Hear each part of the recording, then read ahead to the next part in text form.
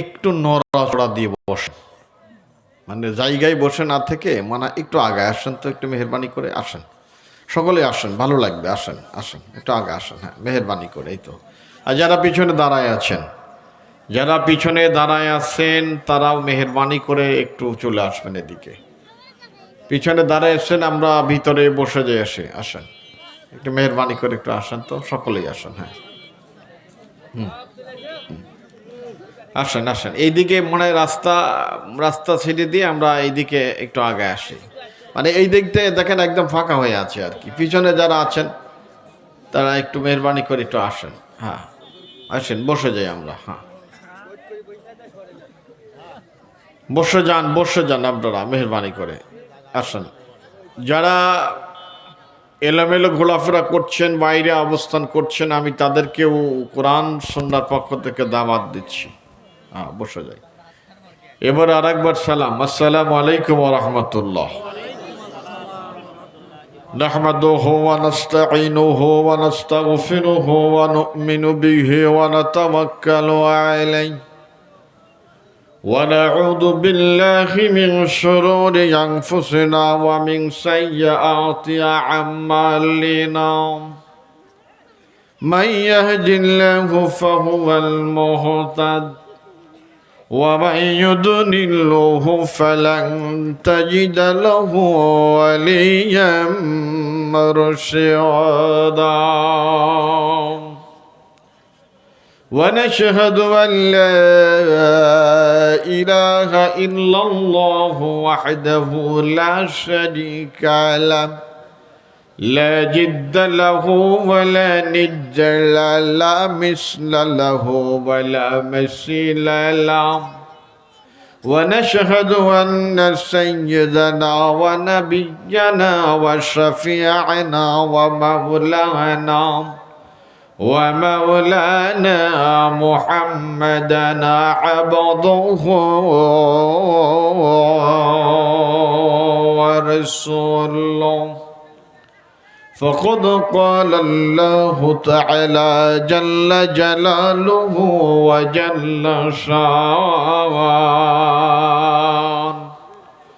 وجل شانه في كلامه المجيد وفرقانه الحميد. أعوذ بالله من الشيطان الرجيم. بسم الله الرحمن الرحيم.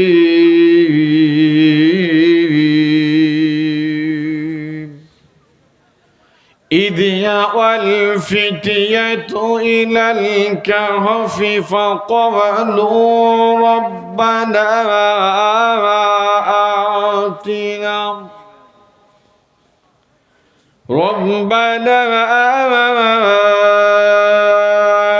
آتنا من لدنك رحمة وهيئ لنا من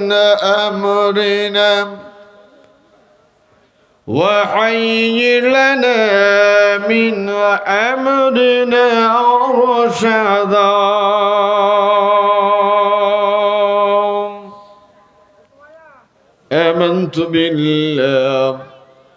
آمنت بالله صدق الله المولانا العظيم. جاء في الحديث النبوي الشريف عن ثوبان مولى رسول الله صلى الله عليه وسلم قال قال رسول الله صلى الله عليه وسلم عصابتان من أمتي حررهم الله من النار عصابة ترجو الحل وعصابة تكون مع عيسى ابن مريم عليهما السلام. رواه النسائي وكما قال رسول الله صلى الله عليه وسلم وقال الله سبحانه وتعالى تعظيما للنبي صلى الله عليه وسلم وتشريفا له إن الله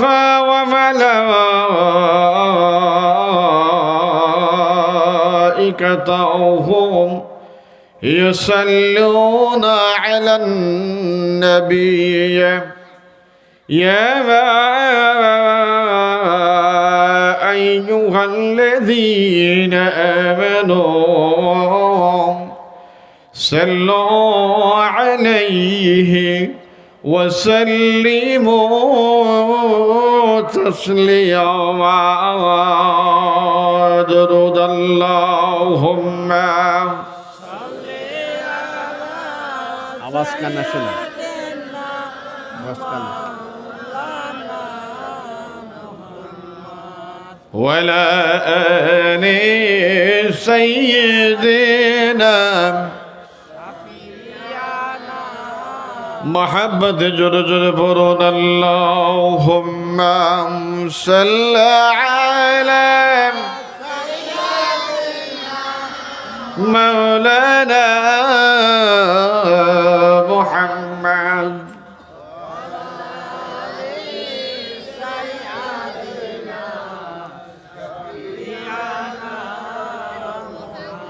بجس دمما وبدر عماما بجس دمما وبدر عماما শিরু চুকারো হে মুসলমান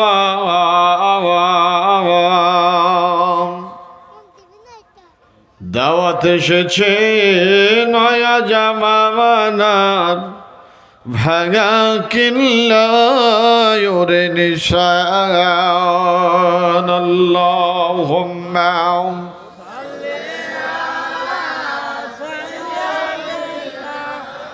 مولانا محمد وعلى آل سيدنا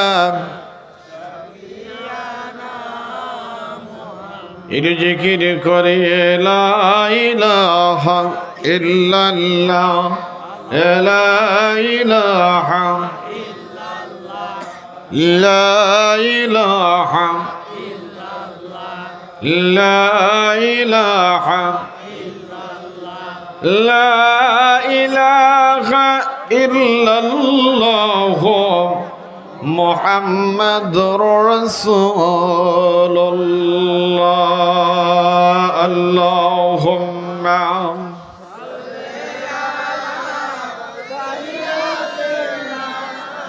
مولانا محمد وعلى آله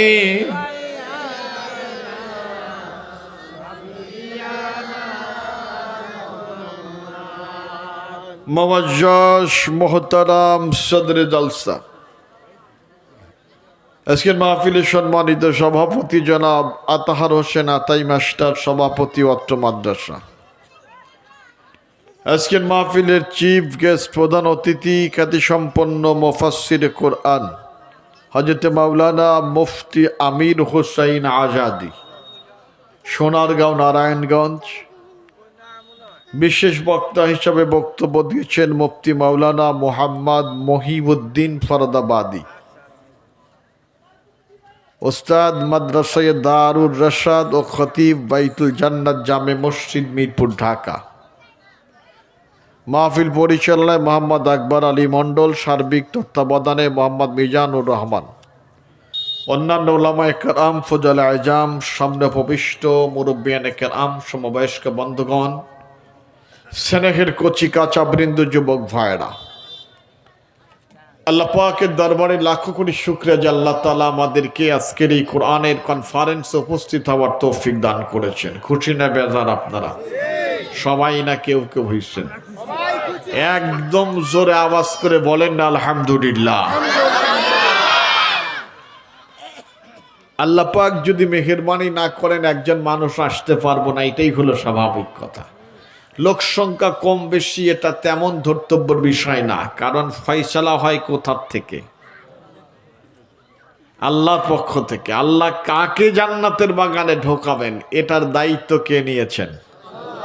আরো জোরে আওয়াজ দেন, আরো জোরে আওয়াজ দেন, আর একবার বলেন আল্লাহ। দেখুন, মানুষ কম বেশি ওটা বড় ধর্তব্যের বিষয় না। ধর্তব্যের বিষয় হলো ঈমান মজবুত কত মানুষের।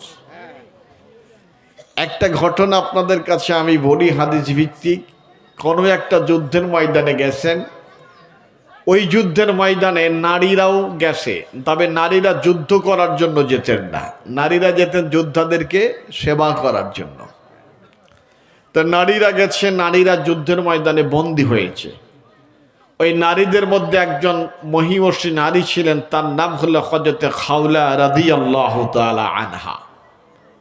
কাফেররা নারীদেরকে বন্দী করে ফেলেছে, বন্দী করে সিদ্ধান্ত নিয়েছে যে এই নারীদেরকে নির্মমভাবে হত্যা করা হবে, নির্মমভাবে হত্যা করা হবে। এখন নারীদের কাছে যখন এই খবর আসলো, যদি শোনেন যে আপনি মারা যাবেন বা মেরে ফেলা হবে, একটু ভয় ভয় লাগে না? একটু ভয় ইতস্ত এগুলো তো কাজ করে আর কি। যখন নারীর কাছে এসে খবর দিচ্ছে যে শোনো নারী, তোমাদেরকে নির্মমভাবে হত্যা করা হবে, নারীদের সংখ্যা কেউ বলছেন 29 বা 30 জন নারী ছিল, একসাথে বন্দী হয়েছে। এখন এই খবর শোনার পরে ওই নারী মুস্কি মুস্কি নারীরা হাসছে, জোরে বলুন না সুবহানাল্লাহ। তা মরার কথা শুনে হাসে যারা, তাদের ঈমান কি কাঁচা না পাকা? তারা ঈমান কাঁচা না, ঈমান কি পাকা। তারা জানে যদি আমরা মারাই যাই তাহলে আমরা শহীদ হয়ে যাব। কি হয়ে যাব আমরা? তা শহীদের দাম টাম বেশি না কম কম? এখন অন্যান্য নারীরাও সাথে আছে, তারা বলছে খাওলা, তারা আমাদেরকে মারতে আসছে, তা এর একটা প্রতিরোধমূলক একটা ব্যবস্থা করা দরকার। ঠিক না ঠিক? বাধ্যকান আমার হারাম।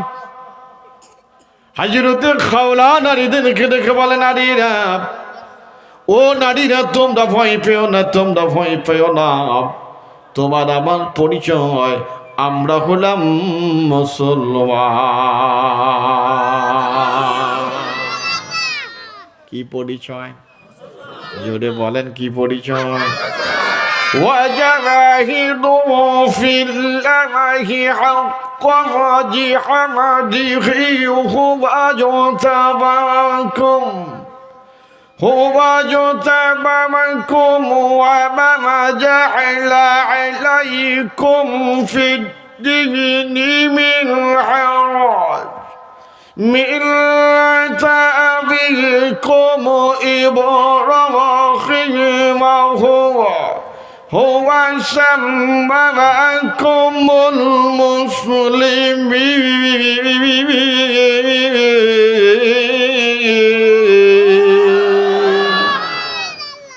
আল্লাহ বলছেন তোমাদের পরিচয়, তোমরা কি মুসলমান। তোমরা কি? আমরা কি? আমরা কি? আমরা হলাম নারী। ডাকতে বলতেছে, ও নারীরা, ও নারী সমাজ, তোমরা ভয় পেও না, আমরা মুসলমান।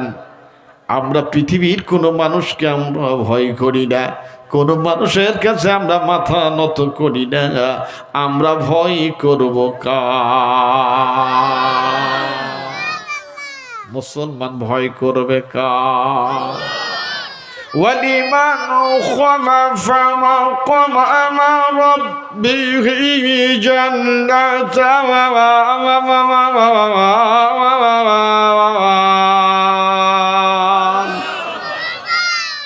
আল্লাহর কোরআনের মজা আছে না নাই? আবার আল্লাহ কোরআনে বলে দেয়, কোন মানুষ যদি এই ভয়ে যদি পাপের থেকে বিরত থাকে, কিয়ামতের মাঠে দাঁড়াতে হবে, হিসাবের জন্য কিয়ামতের মাঠে দাঁড়াতে হবে। এই ভয়ে কোনো মানুষ যদি পাপের থেকে বিরত থাকে, আমি আল্লাহ তাকে একটা জান্নাত দেব না, আমি আল্লাহ তাকে দুইটা জান্নাতের মালিক বানায় দেব। কয়টা জান্নাত? ভয় করব কার? يا أيها الذين آمنوا اتقوا الله حق تقاته ولا تموتن إلا وأنتم مسلمون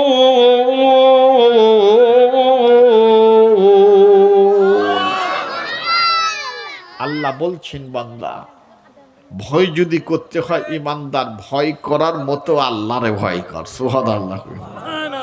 একজন নারী ব্রিফিং দিচ্ছে, তখন বলছে তুমি যাই বলো আর তাই বলো, কিছু সময় পরেই তো আমাদের মরতে হবে, তা আমাদের তো একটা প্রতিরোধ ব্যবস্থা গড়ে তোলা দরকার। বন্ধুগণ আমার ভাইয়েরা, মুসলিম নারীদেরকে ডাক দিয়ে বলতেছে, নারীরা শোনো, ওরা হামলা করবে তরবারি দিয়ে, ডাল তরবারি নিয়ে ওরা হামলা করার জন্য আসবে। আমাদের কাছে কিছু নাই, কিন্তু আমাদের শক্তি যোগাবে আমাদের আল্লাহ। যেই তাঁবুর ভিতরে আমাদেরকে বন্দি করে রেখেছে, ওই তাঁবুর খুঁটি একটা একটা করে ভাঙো আর হাতে নাও। জোরে বলেন আল্লাহু আকবার। মানে খুঁটি ভাঙো। খুঁটি কি? এই দেখছেন না তাঁবু বানাইছে, খুঁটি আছে না, বলে একটা করে খুঁটি ভাঙ আর একটা করে হাতে নে। বলে লাভ কি? লাভ হলো তরবারি খাটো, খুঁটি বড়। সুবহানাল্লাহ জোরে কর। তরবারি খাটো আর খুঁটি কি? আসলে সাহস যোগাইতেছে কে? স্পিরিট দিচ্ছে কে? ইমানদারের ইমানটা বাড়াইয়া দিচ্ছে কে?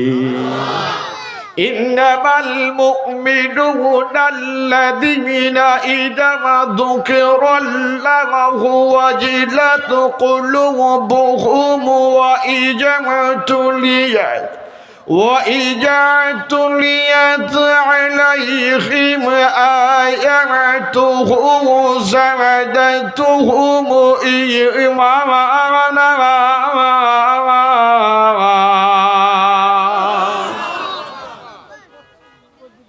ইমানটা বাড়ানোর মালিক কে? কমানের মালিক কে? সাহস। কষ্ট পাচ্ছেন নাকি আপনারা? আমার পরেও আছে আপনাদের ঢাকা থেকে, নারায়ণগঞ্জ থেকে এটা চিহ্ন নিয়ে আরো ভালো নসিহত করবেন আর কি। তা আমি একটু গুছাইয়া দিয়ে চাইছি, আমি তো দেশের মানুষ, বেশি দূরের থেকে আসি নাই। তবে ধৈর্যের সাথে শোনেন, বলছে খুঁটি ভাঙো একটা করে, এক একটা করে খুঁটি ভাঙো, হাতে নাও। লাভটা হলো এটা, তরবারি হলো খাটো আর খুঁটি হলো বড়। তরবারি থেকে মারার জন্য যখন সামনের দিকে আসবে, আমরা খুঁটি হাতে করে আমরা হামলা করে তরবারি শেষ করে দেব। জোরে বলেন না সুবহানাল্লাহ। তখন তো আর বন্দুকের গুলি ছিল না, তরবারি নিয়ে আসবে আর আমরা খুঁটি নিয়ে আগায় যাব। আমরা খুঁটি নিয়ে যদি আমরা এরকম দিতে পারি, তাহলে কি ও তরবারি সহ খুঁটি সহ কি, মানে কোনো কায়দায় ঘাড়ে দিতে পারলেই হয়, কি বলেন? আর মাথায় দিলে তো কি নাই, কোথায় নাই। আসলে সাহস যোগাচ্ছেন কে? বন্ধুগণ আমার ভাইরা আমার, এ মানুষ ভালো করে শোনো, সুন্দর করে শুনে রেখে দাও, জেনে রেখে দাও। এবার বলছে নারীরা তোমরা ভয় পেও না, আমি মাটির সাথে কান লাগিয়েছি, মাটির সাথে কান লাগিয়েছি। আমি মাটির সাথে কান লাগাইয়া রাসূলুল্লাহর নাম করা সাহাবী বিরাট যোদ্ধার বীর খালেদ বিন ওয়ালিদের ঘোড়ার পায়ের শব্দ নিজের কানে শুনতে পেয়েছি। চিন্তা করছেন, সবচেয়ে বড় বীর ছিল খালেদ বিন ওয়ালিদ। খালেদ বিন, কিতাবে লেখা আছে খালেদ বিন ওয়ালিদ একখানা তরবারি দিয়ে যুদ্ধ করতেন না, উনি একসাথে দুখানা তরবারি চালাতে পারতেন। এত বড় মহাবীর ছিল খালেদ বিন ওয়ালিদ। খাওলা যখন কান পেতে শুনতেছে মাটির সাথে, ও মিয়া কিতাবের মধ্যে লেখা আছে, সিয়ার আলামিন নুবালা কিতাবের মধ্যে লেখা আছে, খালেদ বিন ওয়ালিদ তখন ওখান থেকে কমপক্ষে 3 মাইল, কেউ বলছে 7 মাইল দূরে ছিল। জোরে বলেন সুবহানাল্লাহ। 7 মাইল দূরের শব্দটা আবার শোনাইয়া দিল কে? আল্লাহ পারেন কি পারেন না? ক্ষমতা আছে কি নাই? তাবারাকাল্লাযী বিয়াদিহিল মুলকু ওয়া হুয়া আলা কুল্লি শাইইন কাদির।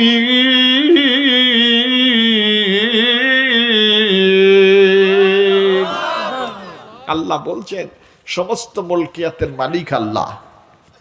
আল্লাহ সবকিছুই তো তার হাতে। ইন্নাকা আলা কুল্লি শাইইন কাদির, সমস্ত কিছুর ক্ষমতাবান যিনি, সবকিছু যিনি করতে পারেন, তিনি হলেন আপনার আর আমার রব। সুবহানাল্লাহ বিহামদি। বন্ধুগণ আমার ভাইয়েরা, আমি কোরআন শরীফের আয়াতে কারিমাত থেকে আপনাদেরকে তেলাওয়াত করে শুনিয়েছি।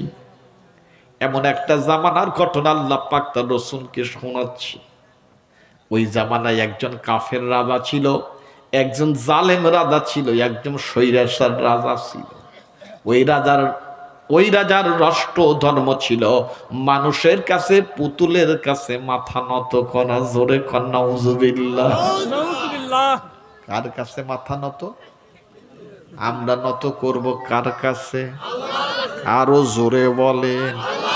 ইয়্যাকা না'বুদু ওয়া ইয়্যাকা নাস্তাঈন।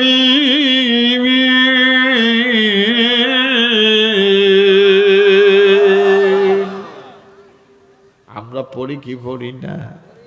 বন্ধুগণ আমার ভাইরা, আমার বাবাজিরা, আমার রাজা ঘোষণা করে দিলে, হ্যাঁ মানুষ শোনাম, এ বন্ধু ভালো করে শোনো, সুন্দর করে শুনে রেখে দাও, জেনে রেখে দাও, আমার দেশের রাষ্ট্র ধর্ম হলো পুতুল পূজা করা।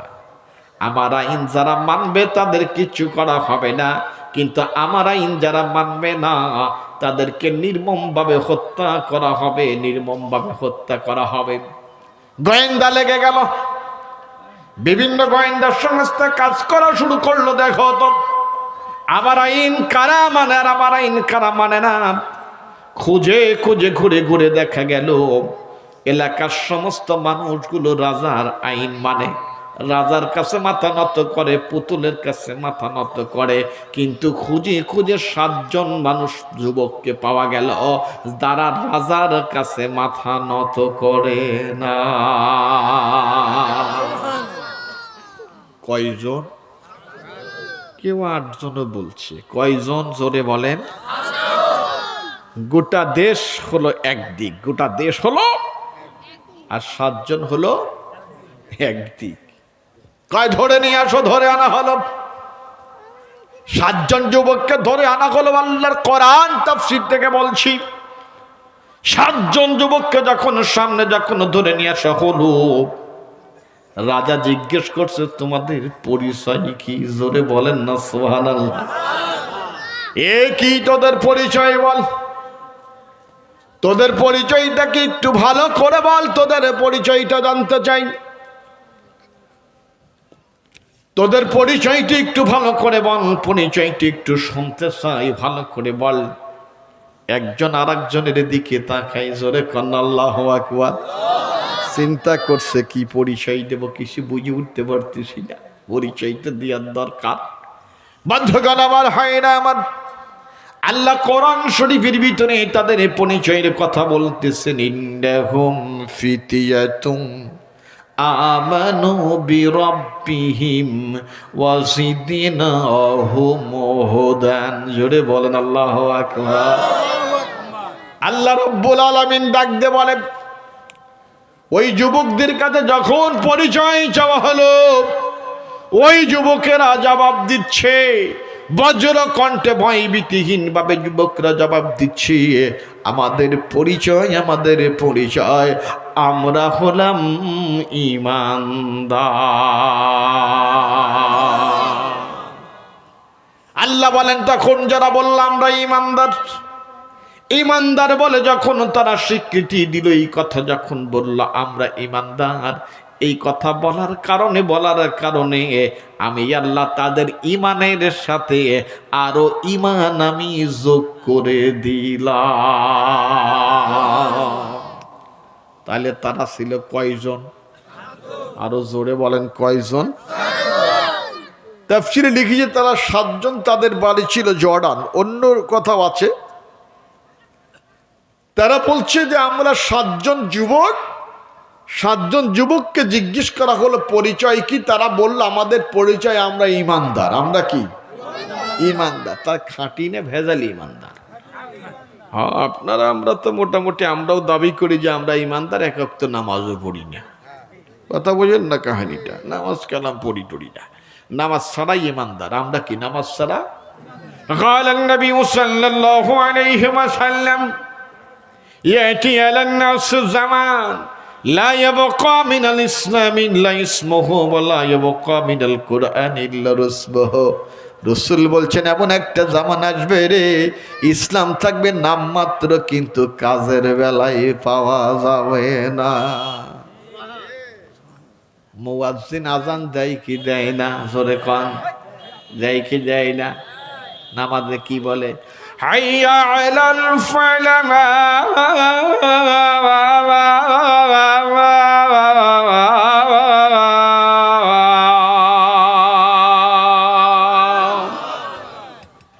তার অর্থ কি? কল্যাণের দিকে আসো। কি?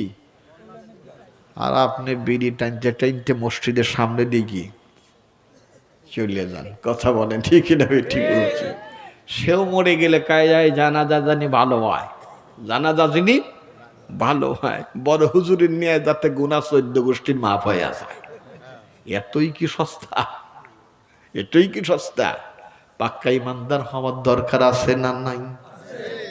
গোটা দেশ একদিক আর 7 জন আর একদিক। গোটা দেশ হলো কুফুরির হালতে চলেছে, আর 7 জন যুবক হলো ইমানের আলোতে, মানে তাদের পরিচয় হলো তারা মুসলমান। আপনি চিন্তা করেন তো, একটা বারের জন্য ভাবন তো পরিণতিটা কি হইতে পারে। বাধ্যগান আমার হয় না, আমার বাবাজি না, আমার ওগো পৃথিবীর মানুষ শোনো, দুনিয়ার মানুষ শুনে রেখে দাও, জেনে রেখে দাও। এবারে রাজা বলতেছে ওদের আব্বা মাকে ধরে আন। জোরে কন নাউজুবিল্লাহ। মানে ছেলের সাথে পাচ্ছি না, বাপ মারে ধরে নিয়ে আস। বাপ মাকে ধরে আনছে। এখন বাপ মাকে ধরে নিয়ে এসে দেখতেছে এদের আব্বা মা তো আমারই দলের লোকই রে, নামি দামি লোকের ছেলে। জোরে বলেন না সুবহানাল্লাহ। হ্যাঁ, ওরা আর বাপরা করে আমার দল, আর ওরা হইছে বিরোধী দল। ওরা হইছে কি? তো মানুষ হলো মাত্র কয়জন? 7 জন। বাপ মাকে ডেকে বলছে, বাপ মা শোনো, সময় 3 দিন। কয়দিন সময়? 3 দিন সময় দেওয়া হলো। 3 দিনের ভিতরে ছেলেদেরকে বোঝাও, ভালো করে বোঝাও, ভালো করে বোঝাও। 3 দিনের ভিতরে যদি ওরা লাইনে আসে তো ভালো কথা, আর 3 দিনের মধ্যে যদি ওরা লাইনে যদি না আসে, ওদেরকে উন্মুক্ত মাঠে, মনে করেন আপনাদের এখানে বড় একটা মাঠ দেখলাম, উন্মুক্ত মাঠে মানুষকে জমায়া করাইয়া ফাঁসির কাস্টে ঝুলাইয়া নির্মমভাবে হত্যা করা হবে। সময় দিয়েছে মোট কয়দিন? যাও বুঝাও, ভালো করে বোঝাও, ভালো করে বোঝাও। মা নিয়ে গেছে, এখানে অনেক মা বোন আসছে না? কি বোন আসছে না? মারা আসছে না? মা বোন আপনাদের ওখানে মনে একটু জায়গার সংকলন হচ্ছে, আপনারা একটু এগিয়ে এগিয়ে বসবেন সামনের দিকে। মা বোন আপনারা একটু নড়াচড়া দিয়ে সামনের দিকে এগিয়ে বসবেন, যাতে অপর মা বোন একটু বসতে পারে আর কি। মা বোনদের কাছে বিনীতভাবে অনুরোধ করছি, আপনারা একটু এগিয়ে বসবেন। এখন এই সন্তানদেরকে মাদের কাছে বোঝানো হলো। আচ্ছা বোঝেন তো দেখি, কোনো বাপ মা যদি জানে যে আমার সন্তানটাকে 3 দিন পরে মেরে ফেলা হবে, ও কি বোঝাবে না তার সন্তানকে? বোঝাবে না? কষ্ট পাচ্ছেন কি আপনারা? ভালো বলো, নামি দামি ফেলেরা মুসলমান হয়েছে। এখনো পৃথিবীতে ইসলামের গণজোয়ার। জোরে বলেন না সুবহানাল্লাহ বিহামদিহি। আজকে ইন্টারওয়ার্ল্ড পৃথিবীর দিকে যদি আপনি তাকান, আজকে গোটা বিশ্বের মানচিত্র বলে দিচ্ছে, নন মুসলিমি গবেষণা বলে দিচ্ছে, the next century in European culture in the century of Islam. মানুষ যেভাবে কলেমার দিকে আগাচ্ছে, কোরআনের পথে আগায়, দিনের পথে আগায়, তাতে আমরা দেখেছি ইউরোপিয়ান কান্ট্রিতে আগামী দিনে নেতৃত্বের আসনে বসবে, দেশ পরিচালনা করবে মুসলমানেরা। আগামী দিনের নেতৃত্ব দিবে মুসলমানরা, নট ওনলি বাংলাদেশ, ইন্টার ওয়ার্ল্ডের কথা আমি বলছি। তারা বলছে man and woman embrace Islam one after another after recharge the holy Quran, read the character of Muhammad রাসূলুল্লাহ সাল্লাল্লাহু আলাইহি ওয়াসাল্লাম। নবীর জীবন আদর্শ তারা পড়েছে, কোরআনকে নিয়ে পড়ে বলছে এই কোরআনের মতো কিতাব আল্লাহর জমিনে একটাও নাই। নবীর মতো নবী নাই, আল্লাহর মতো স্রষ্টার মতো স্রষ্টা নাই। বাঁচতে হলে বাঁচতে হবে ঈমান নিয়ে, মরতে হলে মরতে হবে ঈমান নিয়ে। তাই দুনিয়ার জীবনটা যদি ক্ষণস্থায়ী হয়, আমরা ডেকে বলছি আগামী দিনের সভ্যতা ইসলামের সভ্যতা, আগামী দিনের সভ্যতা কোরআনের সভ্যতা, আগামী দিনের সভ্যতা দিন ইসলামের সভ্যতা, আগামী দিনে গোটা পৃথিবীর নেতৃত্ব দেবে মুসলমানেরা। এই জন্য ভয়ের কোনো কারণ আসে নাকি? লোক কম কিচ্ছু আসে যায় না। 7 জন যুবক একদিকে দাঁড়াইছে, কথা বলেন ঠিক না ঠিক? ওই যুবকের মতো যুবক যদি ওরকম টাটকা যুবক যদি 7 জন হয়, ওটাই যথেষ্ট আর কি। হাবা জাবা ভেজালি ইমান বেশি লোকের কোনো প্রয়োজন পড়ে না। বন্ধুগণ আমার, হয় না আমার, বাবাজির আমার, রাতের বেলায় সন্তানকে ডেকে নিয়ে যায় ঘরের ভিতরে। মার চোখে ঘুম নাই, বাপের চোখে ঘুম নাই। মায়ের চোখে ঘুম হারাম, বাপের চোখে গুড় হারাম। সময় আছে কয়দিন? সময় কয়দিন? 3 দিন সময় দেওয়া হয়েছে বন্ধু। তাড়াতাড়ি করে বোঝায় আর বলে শোনো বাবা, ওই দিনের দিকে যাবে না, মানুষের কাছে মাথা নত করো, মূর্তির কাছে চাও, তাতে উপকার পাবা, জান ফেরত পাবা, জান ভিক্ষা পাবা। আসলে জান ভিক্ষা দেয়ার মালিককে? জোরে কোন? নাকি রাষ্ট্রপতি? জান বাঁচাইয়া দিতে পারে কে? الذي خلق الموت والحياة ليبلوكم أيكم أحسن عملا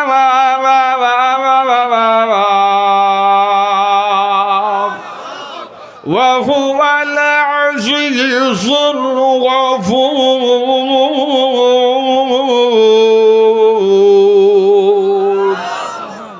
আল্লাহ বলছেন আমি মৌত সৃষ্টি করেছি, আমি হায়াত সৃষ্টি করেছি, আমি জীবন সৃষ্টি করেছি, মৃত্যু আমি সৃষ্টি করেছি। আমি দেখতে চাই তোমাদের ভিতরে কোন মানুষটা ভালো আমল করো। সুবহানাল্লাহ। আমি তো এটা দেখতে চাই, অন্য কিছু কথা না। আমি এটা তোমাদের দেখতে চাই। বাপ মা বোঝাচ্ছে কিন্তু কাজ হয় না, কিন্তু কাজ বাধ্যকান আমার হয় না আমার, বাবাজির আমার। বাপ ছেলেরে বোঝায়, ছেলে বাপকে বোঝায়, মা ছেলেরে বোঝায়, ছেলে মারে বোঝায়। মারে বোঝাইয়া বলতেছে মা তুমি আমাদের ইমান থেকে সরে যেতে বলো না মা। ও মা তুমি ইমান থেকে সরে যেতে বলো না মা। যদি ইমান নিয়ে যদি কবরে যেতে পারি, যদি ফাঁসির কাষ্ঠেও ঝুলতে পারি রে মা, আল্লাহর জান্নাত নিজের চোখে দেখে দেখে মরবো। জোরে বলেন না সুবহানাল্লাহ। এ মা জানো না রে মা, আল্লাহর জমিনে যারা শহীদ হয়ে যায়, দিন কায়েমের লক্ষ্যে যারা শহীদ হয়ে যায়, শহীদ হয়ে দাঁড়ায়, ওই শহীদের কোনো মরণ নাই, মরণ নাই। ওই শহীদের রিজিকের ব্যবস্থা করে দেয় কে? لا تحسبن الذين قتلوا في سبيل الله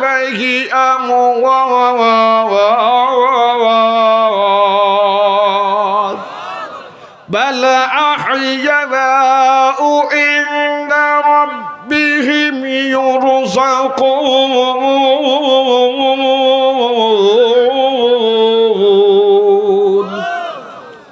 আল্লাহ বলছেন যারা আল্লাহর জমিনে যারা দিন কায়েমের জন্য যারা শহীদ হয়ে যায়, ওদেরকে মৃত্যু বলে তোমরা ধারণা করো না। ওরা জীবিত, ওদেরকে আসমানে, ওদেরকে আল্লাহ পাক রিজিকের ব্যবস্থা করে দেয়। সুবহানাল্লাহ বিহামদিহি। রিজিকের ব্যবস্থা কে করে দিবেন? তাহলে এই যে মা যে বোঝাচ্ছে, বাপ যে বোঝাচ্ছে, তোর কাজ হচ্ছে না। আজকে বহির্বিশ্বের দিকেও যদি আপনি তাকান, আমি বলেছিলাম যে কথাটা, আজকে বহির্বিশ্বের নাম করা বিজ্ঞানীরা কলেমা পড়ে মুসলমান হচ্ছে। আজকে মহা কাফেরের ঘরে যারা, আর আমি তো বললাম মেয়েদের কথা, তোমরা যাও ওখানে, যাও তোমরা দুইজন যাও, বলো তাদের সেখানে, হ্যাঁ, ডোন্ট ডিস্টার্ব। তোমরা ওখানে যাবা, আমি মাইকে বললে ওরা শুনবে? ওখানে যাইয়া ওখানে স্বেচ্ছাসেবক নিয়োগ করতে হয়, তাদেরকে বলতে হয় যে মা বোন আপনি একটু এগিয়ে যান আর কি। এখানে মাইকে হাজার বললেও শুনবে না ওরা কথা, ওরা কে আমার সামনে আছে, বোঝেন না কাহিনীটা? হ্যাঁ, আল্লাহ কবুল করেন, জোরে করেন আল্লাহুম্মা আমিন। আমার একটু কথা বলতে দাও। কত সময় টাইম? আমার টাইম শিডিউল কতটুকু? আমার 10:30 পর্যন্ত। মাশাআল্লাহ। আচ্ছা, কষ্ট পান নাই তো আপনারা? রাগটা করতেছেন নাকি? আর তো মেহমান আসবেন, আপনারা তার নসিহত শুনবেন, আমি একটু গুছিয়ে দিয়েছি আপনাদের। তবে কিছু জানার দরকার আছে, কথা বলেন না, ঠিক না? কিছু জানার দরকার আছে। যে কথাটা বলছিলাম, মা সন্তানকে বোঝাচ্ছে, মা সন্তানকে বোঝাচ্ছে, আর সন্তান কাকে বোঝাচ্ছে? তাহলে বুঝটা কার সঠিক? জোরে কন না কেন? শুধু যে বাপই জন্ম দিছে দেখে বাপই যে সঠিক হয়ে গেছে তা কিন্তু না, কিন্তু বুঝটা, কিন্তু মায়ের বুঝটা ঠিক নাই। মার মায়া লাগছে তো, বোঝেন না কাহিনীটা? মার তো মায়া লাগছে, মার কি লাগছে? মায়া লাগছে। কিন্তু মার মায়া লাগছে, মা বিধায় সঠিক বে ঠিক মানে না বুঝেতে চার সন্তানকে কোলে রাখতে চায়। কথা বলুন, ঠিক না বে ঠিক বলছি? একটা হাদিসের ঘটনা আমি আপনাদেরকে বলি, কষ্ট পান নাই তো আপনারা? তো আল্লাহু আকবার জোরে কোন তো, আল্লাহু আকবার। এই যে তকবীরটা না নড়াইতে গেবে, আরো জন নারাইতে গেবে। মাশাআল্লাহ মাশাআল্লাহ। যে কথাটা বলছিলাম, কোনো একটা দিন কোনো একটা যুদ্ধের পূর্ব মুহূর্তে বেলাল আজান দিচ্ছে। বেলাল হঠাৎ আজান দিয়ে বলতেছে হাইয়া আলাল জিহাদ, হাইয়া আলাল। তার মানে কি জানেন? আমরা বলি হাইয়া আলাস সালাহ, তার অর্থ কি? নামাজের দিকে আগাও। আর যদি বলি হাইয়া আলাল জিহাদ, তখন কি হয় অর্থ? জিহাদের দিকে। হঠাৎ করে বেলাল আজান দিচ্ছে হাইয়া আলাল জিহাদ। তখন এই আজান যখন বেলাল বারবার দিচ্ছে, বারবার বলছে যে হাইয়া আলাল জিহাদ, একজন মা ঘরের ভিতর তার সন্তানকে ঘুমাইয়ে দিয়েছে। সন্তানের বয়স 7 বছর। কত বছর? 7 বছর সন্তানের বয়স। 7 বছরের সন্তান, মা তখন ঘুমের থেকে উঠেছে, উঠে সন্তানের দিকে তাকায়া কাঁদতেছে। কাঁদতে কাঁদতে মায়ের চোখের পানি সন্তানের শরীরে পড়তেছে। হঠাৎ করে সন্তানের ঘুম ভেঙে গেছে। ঘুম ভাঙার পরে সন্তান বলতেছে, মা কাঁদো কেন মা, কি হলো তোমার? মা বলতেছে, বাসাদন, আল্লাহ রসুলের মনে হয় বড় বিপদ। জোরে বলুন না সুবহানাল্লাহ। ইনিও মা, উনিও কি? নবীজির বড় বিপদ। বলছে কেন? কে বেলাল আজান দেয়, কিন্তু আজকের আজান তো অন্যরকম। তাহলে বলছে, মা তোমার কি হয়েছে মা? বলছে, বেটারে তুই যদি একটু বড় হতি বেটা, তোকে নিয়ে আমি রসুল্লার কাছে নিয়ে যেতাম, ওই মুজাহিদ জিহাদের কাতারে তোকে দাঁড় করাই দিতাম। কিন্তু তুই তো ছোট, তুই তো কি ছোট। কিন্তু আমি তো চাই, আমার মনের একটা ইচ্ছা, তুই যদি জিহাদের ময়দানে গিয়ে শহীদ হতি, কাল কিয়ামতের ময়দানে আমি আল্লাহর দরবারে শহীদের মা হয়ে উঠতাম। ওই 7 জন যুবকের মা আর এই মা, পার্থক্য আছে না নাই? এখন ওই ছেলেটা ডাক দিয়ে বলতেছে, মা চলো না, মানুষ ছোট হয়েছি তাতে কি আসে যায়, একটু চেষ্টা তো করে দেখা যায়। সুবহানাল্লাহ। ইমান, ইমান কাকে বলে? ইমান কাকে বলে? হোয়াট ইজ ইমান? ইমান কাকে বলে? ওই নারী বলে যে আমি রওনা দিলাম, আমার সন্তানকে নিয়ে আমি রওনা দিলাম, রওনা দিয়ে আমি রাসূলুল্লাহর দরবারে পৌঁছে গেলাম। লাইন দিয়েছে মুজাহিদরা যুদ্ধে যাবে, লাইন দিয়েছে মুজাহিদরা যুদ্ধ করার জন্য যাবে। এক এক করে লাইন দিয়েছে, যুদ্ধের মাপ চলছে, কে যাবে কে যাবে না, কে যাবে কে যাবে না। হঠাৎ করে দেখে একজন মা তার ছোট্ট সন্তানকে নিয়ে দাঁড়ায় আছে। মুজাহিদ ডাক দিয়ে বলতেছে, মা শোনো, কোন নারীকে যুদ্ধে নেওয়া হবে না। বলে, আমি যাব না, আমার ছেলে যাবে। জোরে বলেন না সুবহানাল্লাহ। না, ছোট্ট ছেলে যুদ্ধে যাবে না। মাকে যখন ডিজালাও করে, যখন ওখান থেকে সরিয়ে দেওয়া হয়, ওই ছেলে বলে, মা এই দিকে দাঁড়ালাম নীল নশ্বর, আর এক দিকে যারা দাঁড়াই, অন্যদিকে গিয়ে যখন দাঁড়াই একই কথা। বলে, এবার আর এক দিকে দাঁড়াই, কোনো কাজ হচ্ছে না। এখন চিন্তা করছে মা, মা চিন্তা করছে বেটারে নেয় না, বেটাও চিন্তা করে আমাকে নেয় না, চলো রাসূলুল্লাহ দরবারে নবীর কাছে গিয়ে হাজির হয়েছে। হুজুর, আমার ছেলেকে যুদ্ধে পাঠাতে চাই। নবীজি মুস্কি হাসে আর বলে, এটা কি করে সম্ভব? এটা সম্ভব কি করে? তোমার ছেলের মাত্র 7 বছর বয়স। সুবহানাল্লাহ। ও তো তরবারি চালাতে পারবে না, ও তো তরবারি দিয়ে কারো আঘাতই করতে পারবে না। মা ডাক দিয়ে বলতেছে, রাসূল গো শোনেন, ও তরবারি দিয়ে আঘাত করতে পারবে না এটা যেমন ঠিক, কিন্তু তরবারির আঘাত কিন্তু সহ্য করতে পারবে। জোরে বলেন না সুবহানাল্লাহ। কত কঠিন জবাব। আঘাত করতে পারবে না ঠিক আছে, কিন্তু আঘাত কিন্তু সহ্য করতে পারবে। নবীজি বলেন, কি পাগলামি তুমি করো? কই শোনো গো রাসূল, ভালো করে শুনুন, আমি নিয়ত করে বের হয়েছি, আমার বেটারে আপনার কাছে আমি দিয়েই যাব, নিতেই হবে। তখন বলছে, মা তুমি কি বলতে চাও? এবারে বলছে, ইয়া রাসূলুল্লাহ ইয়া হাবিবাল্লাহ, আপনি যখন যুদ্ধের ময়দানে যাবেন, একটা কথা আপনাকে শোনাই গো রাসূল, রান্না যখন শুরু করতে হয়, রান্না যখন শুরু করার জন্য যখন আগুন জ্বালাতে হয়, তখন প্রথমে কি মোটা খড়ি দেয় না পাতলা পাতলা খড়ি দেয়? মোটা খড়ি, মোটা লাকড়ি প্রথমে দিলে কিন্তু জ্বলে না। আপনি বাবুর্চির কাছে যাবেন, বাবুর্চি বলবে পাটকাঠি কিন্তু ম্যানেজে রাখবা না, শুকনা খড়ি পাতলা পাতলা রাখবা। কারণ যখন চুলা যখন জ্বালাতে হয়, প্রথমে পাতলা খড়ি দিয়ে জ্বালাতে হয়, পাতলা লাকড়ি দিয়ে প্রথমে জ্বালাতে হয়, তারপরে যখন আগুন জ্বলে যায় এবারে মোটা খড়ি দিলেও কাজ হয়। কথা বলেন ঠিক না বেঠি? এই মহিলা বলতেছে, ইয়া রাসূলুল্লাহ ইয়া হাবিবাল্লাহ, যুদ্ধের ময়দানে যখন আপনি যুদ্ধ করতে যাবেন, নামি দামি সাহাবীদেরকে আগে দেওয়ার কোনো দরকার নাই, প্রথমে পাতলা পাতলা খড়ি হিসাবে আমার বেটাটারে সামনে দেবেন, আমার বেটাটারে সামনে দেবেন। আমার বেটাকে যখন লক্ষ্য করে ওরা যখন তীর মারবে, পাথর মারবে, যখন তীর বল্লম যখন ছুঁড়ে মারবে, আমার বেটার শরীর বেদ করে বেটা যখন শহীদ হয়ে যাবে, যুদ্ধের ময়দান তখন গরম হয়ে যাবে, বেশি বেশি যখন আগুন জ্বলে যাবে, তখন অন্যান্য সাহাবীরা তখন কিন্তু ঝাঁপায়া পড়বে, যুদ্ধের ময়দানে তবু আমার ছেলেকে পাঠাতে চাই। এই কথা শুনে রাসূলুল্লাহর চোখ দিয়ে টপ টপ করে পানি পড়তেছে, সাহাবায়ে কেরামের চোখ দিয়ে টপ টপ করে পানি পড়ে, দর দর করে পানি পড়ে। রে হায় রে ঈমান, কোথায় নিয়ে গেছিস রে নারী রে তুই? জিবরিল আমিন এসে বলতেছে, ইয়া রাসূলুল্লাহ ইয়া হাবিবাল্লাহ, এমন কথা তো আমি জীবনেও শুনি নাই। কেমন করে এই কথা বললো?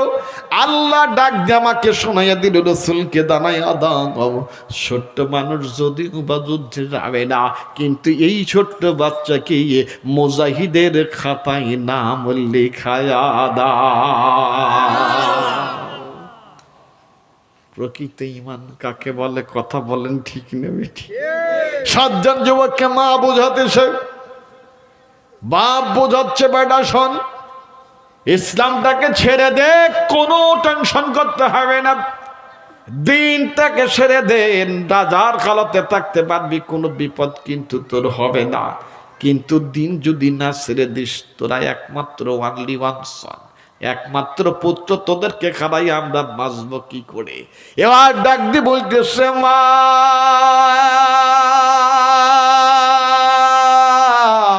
ও গো মা, যদি শহীদ হয়ে যায় আমরা, মা যদি দিনের পথে যদি শহীদ হয়ে যাই, কিয়ামতের মাঠে যখন আমরা উঠব, শহীদদেরকে আল্লাহ তাআলা সুপারিশের ক্ষমতা দিবেন। জোরে বলেন সুবহানাল্লাহ। কিয়ামতের মাঠে ওঠা লাগবে কি লাগবে না? জোরে কোন। ইয়াউমা ইয়াকুমুর রূহু ওয়াল মালাইকাতু সাফফান লা ইয়াতাকাল্লামুনা ইল্লা মান আদিনা লাহুর রাহমানু ওয়া ক্বালা সাওয়াবা।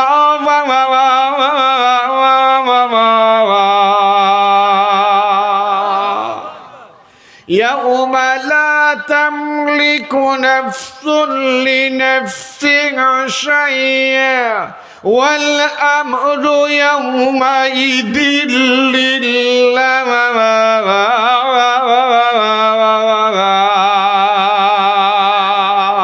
সুবহানাল্লাহ। কিয়ামতের মাঠে মানুষ যখন আল্লাহর দরবারে যখন উঠবে, সেদিন আল্লাহ বলছেন লিমানির মুলকুল ইয়াউম, আজকের রাজত্বটা কার?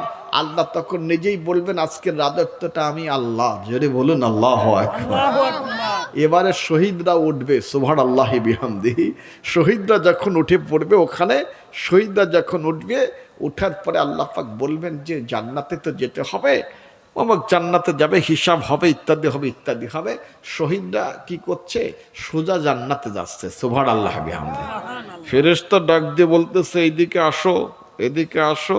আল্লাহ ডাকতেছে হিসাব নিকাশের জন্য। ওরা বলতেছে আমাদের আবার হিসাব কি রে? জোরে বলুন সুবহানাল্লাহ। ডাক্তার হিসাব ফেরেশতা পরে তো ফেরেশতারই নাক ফাটাই দিতে চায়, সুবহানাল্লাহ বিহামদিহি। আসলে ক্ষমতাটা কে দেয়? জোরে কন্যা কে দেয়? ইল্লা ইয়াতাকাল্লামুনা ইল্লা মান আদিনা লাহুর রাহমান।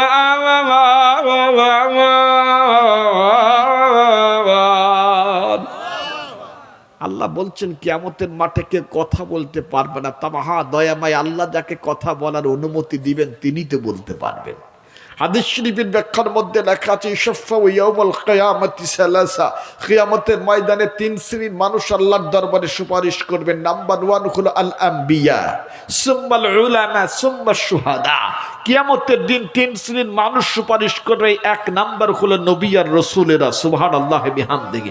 2 নাম্বার সুম্মাল উলামা, হাক্কানি আলেমরা সুপারিশ করবে, আল্লাহু আকবার। 3 নম্বরে হলো সুম্মা শুহাদা, শহীদরা কিয়ামতের দিনে সুপারিশ করবে, সুবহানাল্লাহ। ফেরেশতা আল্লাহর কাছে গিয়ে বলতেছে আল্লাহ ওদেরকে তো ডাক দিলাম, ওরা তো শোনে টুনে না। ওদেরকে তো ডাক দিলাম, ওরা তো শোনে টুনে না। ওরা কেমন যিনি অ্যাভয়েড করে চলে যায় আর কি। বলে ওদের চেহারা কেমন দেখলি তোরা? বলে আল্লাহ চেহারা দেখলাম, মানে ওদের শরীর দিয়ে টপ টপ করে রক্ত বের হইতেছে। জোরে বলেন না সুবহানাল্লাহ। কিয়ামতে যেদিন শহীদরা যখন উঠবে, ওই শহীদের শরীর দিয়ে রক্ত বের হবে। কি বের হবে? রক্ত, মানে তাজা রক্ত। তাজা রক্ত বের হয়ে জমিন তখন ভেদ করে চলে যাবে। আল্লাহ পাক তখন বলবেন তবু তোরা ডাকিস না, ওদের অবস্থা ভালো না, মানে অস্ত্র জমা দেশে ট্রেনিং ভুলে নাই, সুবহানাল্লাহ। ওদের না কাহিনীটা কথা প্রসঙ্গে যে ওদের কি অবস্থা, তোদের উপর রাগ করতেছে। বলা হ্যাঁ, মানে ওরা মনে করছে এটাও সেই যুদ্ধের ময়দান। আমি আল্লাহ কথা বলি, সুবহানাল্লাহ বিহামদিহি। আল্লাহ পাক তখন বলছে কি বান্দা তোদের ডাকে আসিস না কেন? তখন বলছে আল্লাহ কি আসবো, আমাদের শরীর তো পরীক্ষা প্রমাণ করছে আমরা আল্লাহর জমিনে শহীদ, সুবহানাল্লাহ বিহামদিহি। আমাদের আবার হিসাব নিকাশ কি? ডক্টর মাহবুব ওয়াজ করেছে জান্নাতে যাব, জান্নাতের রিজিক পাবো। অমুক মালানা ওয়াজ করেছে, অমুক বক্তা ওয়াজ করেছে, কত কোরআন সুন্নাহ পড়ে আমরা জেনেছি, আমাদের আবার কিসের কি? তখন আল্লাহ বলছে তোদের এজন্য আমি ডাকি নেই, আল্লাহু আকবার। কি জন্য আমাদেরকে ডেকেছেন? আমরা তোদের এই জন্য ডেকেছি, দেখ তোর বংশের কত মানুষ জাহান্নামের আসামি হয়ে গেছে, সুবহানাল্লাহ। তোর আব্বা জাহান্নামের আসামি হয়েছে, মা জাহান্নামের আসামি হয়েছে, তোর দাদা মামু চাচা খালু জাহান্নামের আসামি হয়েছে, তুই একা একা জান্নাতে যাচ্ছিস কেন? ওদের জন্য আমি আল্লাহর কাছে একটু সুপারিশ কর, তোর সুপারিশ করার কারণে আমি ওদেরকে জান্নাত দিয়ে দেবো। এটা শহীদের মর্যাদা। কিসের মর্যাদা? এটা শহীদের মর্যাদা। শহীদের মর্যাদাটা আসলে বাড়িয়ে দিয়েছেন কে? এখন সাতজন যুবক বোঝাচ্ছে, সুন্দর করে বোঝাচ্ছে। এই কথাটাই আল্লাহ কোরআন শরীফের ভিতরে বলছে, আমি হাসিবটা আন্না আসহাবাল কাহফি ওয়ার রাকিম। আল্লাহ ডাক দিয়ে বলতেছেন সাতজন যুবক তখন আর কোনো বুঝ বাড়ে না। এখন 3 দিন যখন পার হয়ে যায়, আসলে ইমানের মজা একবার যদি কোনো মানুষ যদি পেয়ে যায়, তাহলে সেই ব্যক্তি মারা যাবে, শহীদ হবে, কিন্তু ইমান ছাড়বে না। ইমান ছাড়বে না, ইমান তো সে ছাড়বে না। সাতজন যুবক তখন চিন্তা করছে বড় বিপদেই তো আমরা পড়ে গেলাম, এখন কি করা যায়? তখন সাতজন যুবক পরামর্শ নিল, এই দেশ আর থাকা যাবে না, আমরা এই দেশের থেকে হিজরত করে অন্য দেশে গিয়ে ইসলাম প্রচার করবো, সুবহানাল্লাহ বিহামদিহি। দেখুন মক্কার লোকেরা রসুলকে মানতে পারে নাই। রসুল হিজরত করে কোথায় গেছে? মদিনাতে গেছে না? মক্কার লোকেরা মানতে পারে নাই। মুসা আলাইহিস সালাম তার জাতির লোকেরা যখন তাকে মানতে পারে নাই, উনি হিজরত করে মাদায়েনে চলে গেছে আর কি। এটা হিজরতটা সুন্নতে তারিকা। তখন তারা বলছে আমরা চলো অন্য দেশে চলে যাব, এই দেশে আমরা থাকবোই না। সুবহানাল্লাহি বিহামদি। আল্লাহ তাই বলছে যে ওরা 7 জন 8 জন রওনা দিয়েছে। আল্লাহু আকবার। إذ يأوى الفتية إلى الكهف فقالوا ربنا آتنا من لدنك رحمة وهيئ لنا من أمرنا رشدا জোরে বলেন আল্লাহু আকবার। ওরা বলতেছে আমরা রওনা দিলাম, রওনা দিয়ে চিন্তা করতেছি কোথায় যাব আর না যাব। এদিকে সকাল হয়ে গেছে, এদিকে রাজার লোকেরা চারদিকে ঘিরে ফেলেছে। চারদিকে কি রেড অ্যালার্ট, এই যুবকগুলো কোথায় যাচ্ছে, এই যুবকদেরকে ধরতে হবে। ওরা বলছে আমরাও রওনা দিছি, কিন্তু দেশ পার হতে না হতেই লক্ষ্য করে দেখি আমাদের বাহিনীর লোকেরা আমাদের পিছু নিতেছে। যখনই বাহিনীর লোকেরা যখন পিছু নিতেছে তখন সাহায্য প্রার্থনা করব কার কাছে? কার কাছে? إذ يأوى الفتية إلى الكهف فقالوا ربنا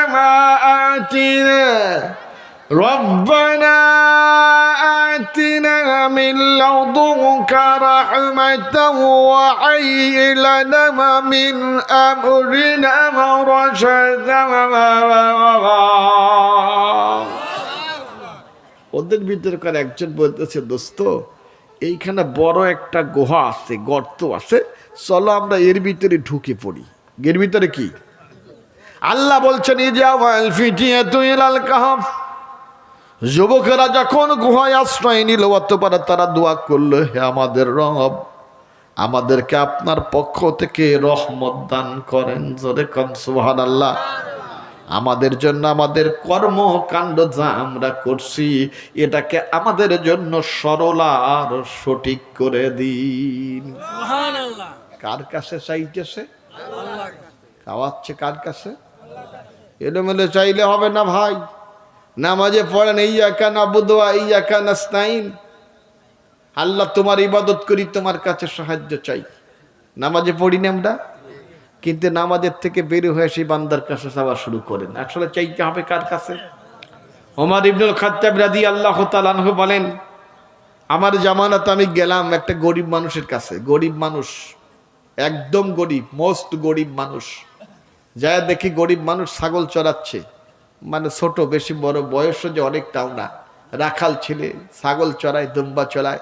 তার কাছে যা বলতেছে, এই ছেলে আমাকে একটু দুধ পান করাও না কেন? ছেলে ডাক দিয়ে বলতেছে, এই দুধ তো পান করাবোই, তোমার পরিচয় দাও। তোমার কি? ও চিন্তা করছে আমি যদি পরিচয় দেই দুধকে ছাগলও দিয়ে দিতে পারে আমার, কারণ আমি হলাম অর্ধ পৃথিবীর আমির, বাদশা। আল্লাহু আকবার জোরে কোন। আল্লাহু আকবার। অর্ধ পৃথিবীর আমিরুল মুমিনিন, গোটা পৃথিবীর অর্ধেক করলে যেটা হয় তার আমির আমি। উনি একটু কায়দা করে বলতেছেন, আমার পরিচয় ছাড়া দুধ দিবে না? বলে না, পরিচয় ছাড়া দুধ দেয়া হবে না তোমার। তখন বলছে যে একটা কাজ করো না কেন, পরিচয়টা দাও না। ওমর ইবনুল খাত্তাব পরিচয় দিচ্ছে, আমার পরিচয় আমি মুসলমান। জোরে বলুন না সুবহানাল্লাহ। সুবহানাল্লাহ। কি পরিচয় দিচ্ছে? মুসলমান। আমরাও তো পরিচয় দিই আমরা মুসলমান। ওমর রাদিয়াল্লাহু তাআলা আনহু পরিচয় দেয় আমি মুসলমান, কিন্তু আমাদের মুসলমানিত্ব আর তাদের মুসলমানিত্বের ভিতরে পার্থক্য আছে না নাই? তাদের ঈমান আর আমাদের ঈমান, আমরা যেটাই বলি আর নাই বলি, তাদের ঈমান আমল নেক আমল, সাহাবাইদের ঈমান আমল নেক আমল, আর আমরা তো একদম জিরো পয়েন্টে আমরা পৌঁছে গেছি। আমরা আগেই বলেছি ইসলাম থাকবে নামমাত্র, কিন্তু কাজের বেলায় ঠন। আমরা কাজ করব না, আমরা কাজের বেলায় কিন্তু আমরা নাই। এমনটাই তো অবস্থা আমাদের মধ্যে চলছে আর কি। উনি তখন বলছে, ছেলেকে লক্ষ্য করে বলছে, আমাকে একটু দুধ পান করাও না। ছেলে ডাক দিয়ে বলছে, আপনার পরিচয় দিলেই দুধ পান করাবো। এখন বলছে আমার পরিচয় আমি মুসলমান। তখন ওই ছেলেটা জিজ্ঞেস করছে, আপনি তো মুসলমান বলে পরিচয় দিলেন ঠিকই, তা আপনি কি খাঁটি মুসলমান না ভেজালে মুসলমান? আপনি কি খাঁটি না? এই যে 7 জন যুবক, এরা কি খাঁটি না ভেজাল? হ্যাঁ, খাঁটি। খাঁটি না ভেজাল? খাঁটি হইলে, ভেজালি হলে তো কি হতো, বাপ মার কথা শুনে ওই দিকেই চলে যেত আর কি। কিন্তু বাপ মাকেই তারা কি বোঝাচ্ছে? একটু কায়দা করে বোঝাচ্ছে। ওরা জানে যে সামনে আমাদের বিপদ, ওরা জানে যে সামনে আমাদের বিপদ, মহাবিপদের মধ্যে আমরা আছি। আজকে গোটা বিশ্বের দিকে যদি আমি তাকে আমি দেখলাম যে ডেনমার্কের প্রেসিডেন্ট, সাবেক প্রেসিডেন্ট জুলিয়াস নায়ারের কালেমা পড়ে মুসলমান হয়েছে। জোরে বলেন না সুবহানাল্লাহ। আমি দেখলাম why I embraced Islam, why I chose Islam, surrender submission to the Almighty of Allah, www.newmuslim.com লিখেছে প্রতিদিন এমন এত পরিমাণ মানুষ মুসলমান হচ্ছে, তারা একেবারে অর্ধশিক্ষিত না, তারা শিক্ষার সর্বোচ্চ পর্যায়ে। এমনকি এমনটাও দেখলাম যে আধুনিক বিশ্বের নাম করা 10 জন বিজ্ঞানী কলেমা পড়ে মুসলমান হয়েছে। এবং এই 10 জন ফেমাস সায়েন্টিস্ট মানে ইন্ডিয়াস ইউনিভার্স, তারা যেমন তেমন না, তারা সেরকম একটা ইউনিভার্সিটিতে প্রফেসর হিসেবে তারা কাজ করছে, বিভিন্ন বিষয়কে নিয়ে তারা গবেষণা করছে। তাদেরকে জানতে চাওয়া হয়েছিল আপনি মুসলমান কেন হতে চান, কেন হলেন আপনি, why you embraced Islam, why you choice Islam, why surrender submission to the almighty of Allah, আপনি কেনই বা মুসলমান হতে চান। তাদের একটাই জবাব ছিল, মিস্টার একটা কথা তোমাদেরকে বলি, কোরআন তো তোমরা পড়ো কিন্তু কোরআন তো তোমরা বোঝো না। বলেন যে আপনার রিচার্জ করি কোরআন ক্যারেক্টার অফ মোহাম্মদ সাল্লাল্লাহু আলাইহি ওয়াসাল্লাম, আমরা কোরআন রিচার্জ করার পরে দেখেছি কোরআন এমন একটা কিতাব, and everything is with discussion that verse it's fulfil. এটা কোরআনটা এমন একটা কিতাব, everything is with discussion that first Allah saying holy Quran and first wall of together to the cable of Allah and do not separate. Allah also say, Allah আবার Quran শরীফের মধ্যে বলছেন cooperate for piety and goodness not for evil. উনি বলছেন আমরা কোরআন সুন্নাহকে পড়ে দেখলাম কোরআন শুধুমাত্র ধর্মের কিতাব বললে এটা আখ্যায়িত হবে না, কোরআনটাকে আল্লাহ পাক সমস্ত বিজ্ঞানের সূত্র দিয়ে ভর্তি করে দিয়েছেন। সুবহানাল্লাহ বিহামদি। আমরা দেখেছি পৃথিবীতে একটি মাত্র কিতাব, only one books, this is the glorious books, sacred book of Muhammad sallallahu. This is the sacred book of Muhammad sallallahu alaihi wasallam, believed by the ministry of Allah. It is written in Arabic language, আরবি ভাষায় লিখিত একটা কিতাবকে আমরা দেখেছি যে এই কিতাবটা দুনিয়াতে বাঁচার জন্য যেমন মুসলমানদেরকে গ্যারান্টি দেয়, একজন মানুষের সামাজিক মর্যাদা দেয়, রাজনৈতিক অধিকার অধিষ্ঠিত করে, একজন মানুষের অর্থনৈতিক জীবনের নিরাপত্তা যেখানে দান করে, একজন নারীর সুনিশ্চিত নিরাপত্তা যেখানে নিশ্চিত করে, দুনিয়ার জীবনে যেমন ভালোভাবে থাকতে শেখায়, আর আখিরাতের জীবন ওয়ালাল আখিরাতু খায়রু ওয়া আবকা, আখিরাতের জীবন ওয়ালাল আখিরাতু খায়রুল লাকা মিনাল উলা, আখিরাতের জীবনটা যে চিরস্থায়ী জীবনের পথেই সংগ্রহ করে, তখন আমরা আর নিজেরাও থাকতে পারি নাই, দুনিয়া নিয়েও আমরা থাকতে চাই, আখিরাত নিয়েও আমরা থাকতে চাই, বিধায় ধরে না করে আমরা কলেমা পড়ে মুসলমান হয়ে গেছি। এগুলো আল্লাহ পাক যাকে ক্ষমতা দিয়েছেন, যাকে আল্লাহ পাক কবুল করবেন, সেই মানুষগুলোই তো দিনের দিকে আস্তে আস্তে করে আগাবে। এটাই হলো বাস্তব কথা আর কি। ইসলাম পিছিয়ে থাকবে না, ইসলাম সামনের দিকে আগাবে। আমি কথা বলছি, কিন্তু আমাদের ইমানের শক্তিটাকে আরো বেশি কি করতে হবে, মজবুত করতে হবে। আমাদের ইমানের শক্তি, কলেমা পড়েছেন ভালো কথা, কিন্তু কলেমা পড়ার পরে আপনাদেরকে ইমানের শক্তিটা কোরআনের সাথে মিলেমিশে থেকে, কোরআনের সাথে সাহচর্য থেকে, কোরআন বোঝার কারণে আপনার ওই ইমানের রংটাকে আরো বেশি রাঙিয়ে দিতে হবে। সুবহানাল্লাহ।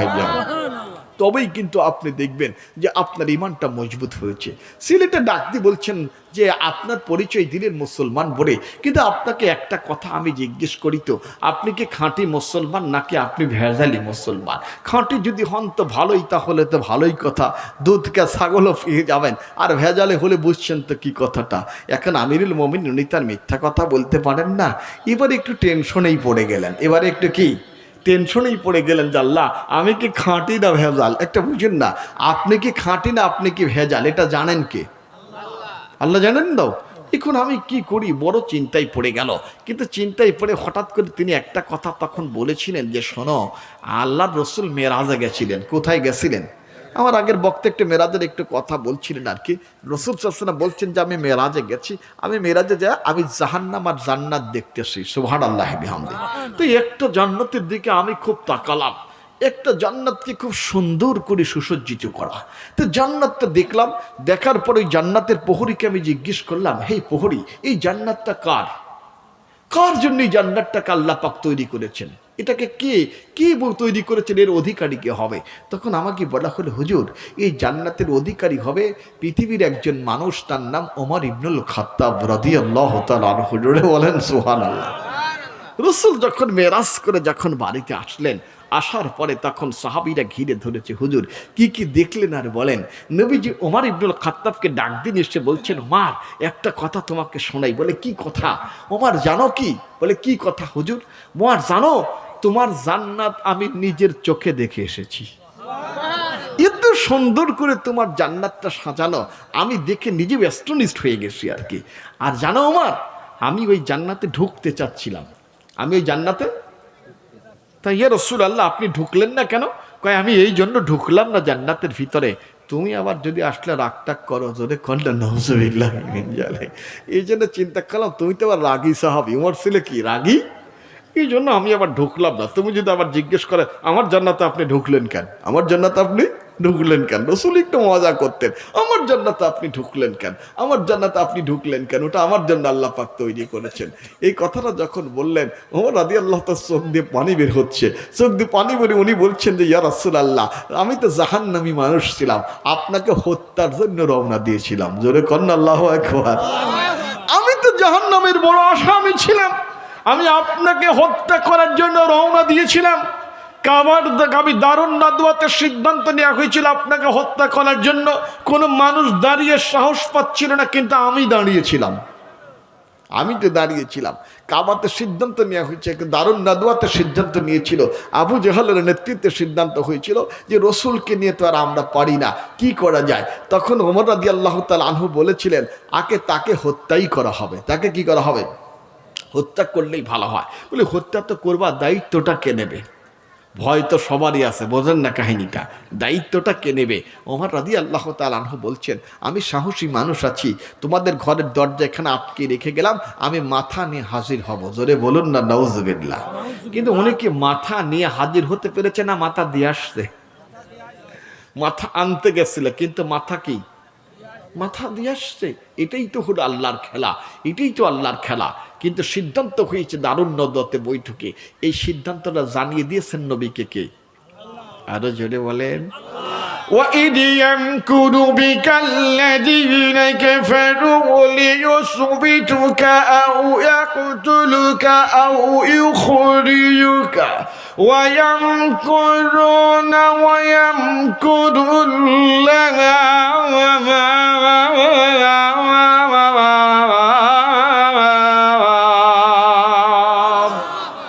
والله خير الماكرين।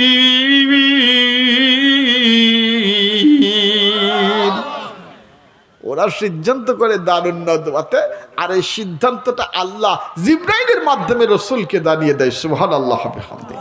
হাজিরতে আমার বলে ছেলেটাকে ডাক দিয়ে বলতে, ছেলেরে জানতে চেয়েছি আমি খাঁটি মুসলমান নাকি ভেজালে মুসলমান। একটা কথা তোমার আমি জানাই আর শোনাই, শুনে রেখে দাও, জেনে রেখে দাও, আমি হলাম খাঁটি মুসলমান।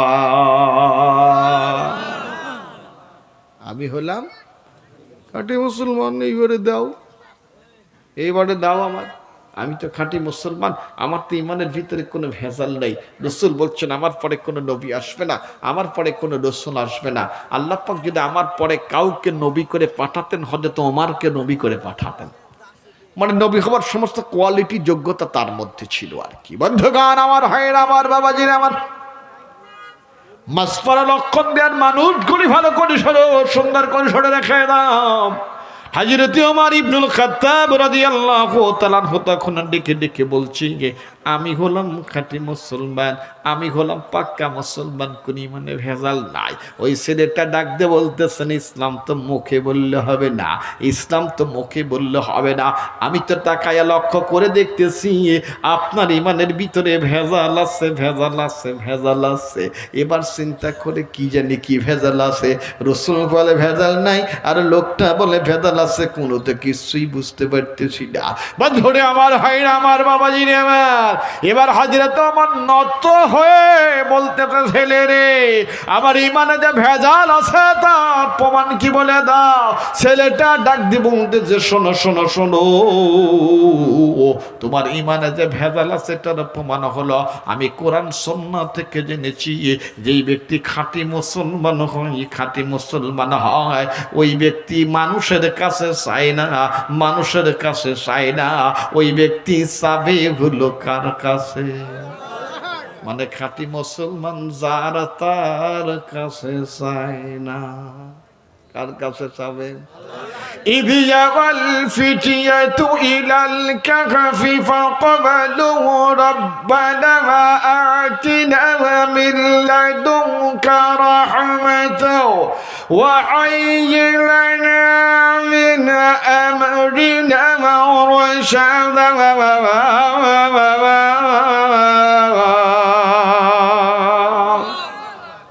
এই যে 7 জন যুবক ওরা যখন গুহার ভিতরে লুকে এসে গুহার ভিতরে পালাইছে, সব মানুষ আসতেছে, ওরাও তো মানুষের কাছে সাহায্য নেচ্ছে, কার কাছে চাইছে?